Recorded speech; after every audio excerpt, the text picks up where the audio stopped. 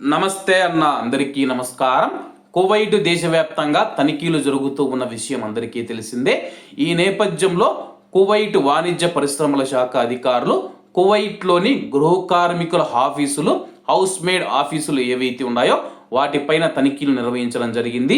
2025లో నిబంధనలను ఉల్లంఘించినందుకు వాణిజ్య పరిశ్రమల మంత్రిత్వ శాఖ 22 గృహ కార్మికుల నియామక సంస్థలకు సమన్లు జారీ చేసింది. అలాగే వివరాల్లోకి వెళితే మంత్రిత్వ శాఖ ఆమోదించిన ధరలు మరియు అలాగే సంతకం చేయబడిన ఒప్పందాలు పాటించకపోవడం అత్యంత సాధారణమైన ఉల్లంఘనలుగా మారాయన్నమాట. ప్రస్తుతం కువైట్లో ఉన్న కొన్ని ఆఫీసులు ఏవైతే ఉన్నాయో కువైట్ వాణిజ్య పరిశ్రమల శాఖకు సంబంధించిన రూల్స్ ఏవైతే ఉన్నాయో ఆ యొక్క రూల్స్ను ఉల్లంఘించడం జరిగింది. అంటే ఎవరైనా పని మనుషులు ఎవరైతే కువైట్లోని ఇళ్లలో పనిచేస్తూ ఉన్న మహిళలు ఎవరైతే ఉన్నారో వాళ్ళను అధిక ధరలకైతే అమ్ముతూ ఉన్నారని చెప్పేసి సమాచారం అందిందనమాట. కువైట్లో ఉన్న కువైటీ ప్రజలు ఎవరైతే ఉన్నారో వాణిజ్య పరిశ్రమల శాఖకైతే ఫిర్యాదు చేయడం జరిగిందనమాట.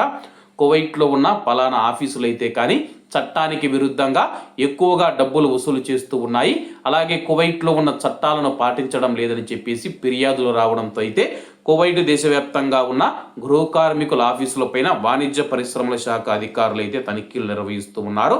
కువైట్లో గృహ కార్మికుల మార్కెట్ను పర్యవేక్షిస్తూ వినియోగదారుల హక్కులను కాపాడుతూ నిబంధనలు మరియు ఆమోదించబడిన ధరలకు అనుగుణంగా ఉండేలా చూసుకుంటామని చెప్పేసి మంత్రిత్వ శాఖ నొక్కి చెప్పింది. గత సంవత్సరాలలో కొన్ని ఏజెన్సీలు అధిక డిమాండ్ ఉన్న సమయాలలో అనుమతించబడిన పరిమితిని మించి అదనపు రుసుములు వసూలు చేశాయని చెప్పేసి సంబంధిత వర్గాలు ఇది తెలపడం జరిగింది. ఇండియాకు సంబంధించి మనం చూసుకుంటే 400, 500, 600 దినార్లు, 750 దినార్ల వరకు కూడా అయితే ఇళ్లలో పనిచేస్తూ ఉన్న మహిళలను అయితే ఆఫీసులు అందిస్తూ ఉన్నాయి. అంతకంటే ఎక్కువ ధరనైతే కొన్ని ఆఫీసులు వసూలు చేస్తూ ఉండడంతో ఆ యొక్క ఆఫీసుల మీద తనిఖీలు నిర్వహించి చట్టపరమైన చర్యలు తీసుకుంటూ ఉన్నట్లు కువైట్ వాణిజ్య పరిశ్రమల శాఖ ప్రకటించింది.